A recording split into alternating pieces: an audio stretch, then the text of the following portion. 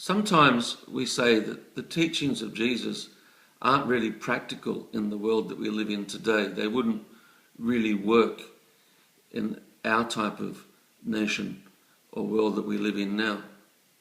But the world in which Jesus taught these teachings was very much worse than the world many of us do live in today. They faced real danger from the Roman Empire. They faced real danger in their own Jewish nation when they preached the gospel. And so Jesus' teachings were in no way divorced from the reality of a hard world, of a violent type of people that the disciples lived amongst, dishonest people, all of these types of things, the way people take advantage and use people as doormats and so on. So when we talk about teaching the teachings of Jesus today, we often hear people saying, well, I'm not going to be a doormat and things like that. And, we have to be realistic. Jesus spoke about things like turning the other cheek in the Sermon on the Mount, and that if someone tells you to go 1 mile, go 2. And he was speaking there about the Roman soldiers, that according to law in those days, if a soldier needed help to carry a load, he could stop anyone on the road and they had to help the soldier for 1 mile. Now this Roman soldier was probably brutal, and if he stopped you on the road, he probably had hurt someone in your family or extended family and killed somebody, and you probably didn't like this Roman soldier, but you were still compelled to help carry his load for 1 mile. Well, Jesus is saying, even though this person has done you wrong and has harmed you, carry his load 2 miles. So this is not becoming the doormat, but this is taking the initiative. This is becoming a leader. As Paul said, we are to overcome evil with good. So people that are living this way are leading. They are showing society what is right. They are doing something good. They are overcoming things that are wrong. And this is the type of leadership that Jesus showed us, that he gave us as a model when he gave his life in the Gospels. And he calls us to this type of leadership. And so the Sermon on the Mount is very much about how to take this initiative, how to take this leadership, and how the church is to renew the world. Sometimes today we think, well, we renew the world by being aggressive in politics, or maybe even with armies, military, or the passing of laws and so on, to inhibit evil, inhibit other people. But that isn't the lead that Jesus gave us in the Gospels. He said that we take the lead by laying down our lives, by giving ourselves.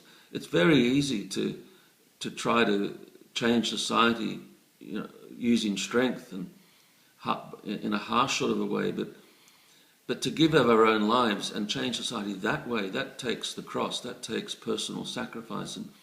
But this is the model, this is the way that Jesus told us to take the initiative and to take the lead, by self-giving, by loving our enemy.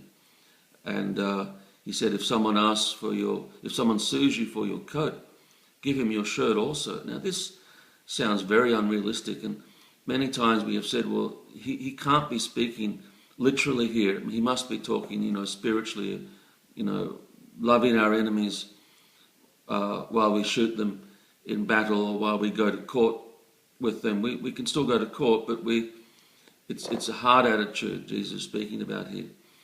But I don't think it's a hard attitude he's speaking about. I think he is talking about our lives, the way we conduct our affairs and what we do, how we respond to evil that comes against us. So this is not easy. We're not saying Jesus' teachings are easy. And that's why in the middle of all of his teachings is the cross. The cross is always in the middle, because without the cross, we can't live the way Jesus is saying. We can't do what he's saying because it involves the cross. So the question is whether we're Christians, whether we take up our cross and follow Jesus, or whether we don't. The choice is ours, but this is what Jesus taught. And he's saying that this is the way the church will renew the nations. This is our initiative, our leadership will change hearts, will show people their sin. It's not a social gospel. It's not just thinking that by doing a few things will change society.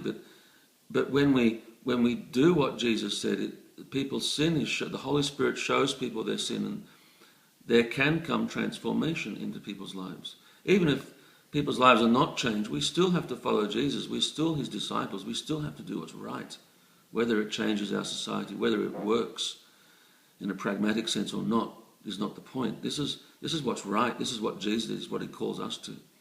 But he did say that the church would renew society this way. He said that we are a light upon the hill, a city upon the hill. We are a light. And so he's saying we are to be in the middle of society, in the center of society, acting and behaving differently to the rest of society. This difference is what shows society Jesus Christ. This difference is what we are called to manifest as his disciples. And Jesus said, as we do this, we're going to be persecuted. We will be persecuted, even by Christians, for doing what Jesus said, for doing what is right. We'll be persecuted by others, by our society. But it's in this persecution that the light shines and that the difference can be seen, the truth can be seen. God calls us to this. It's a very exciting life. It's far above self. It's far above individual. It's far more exciting.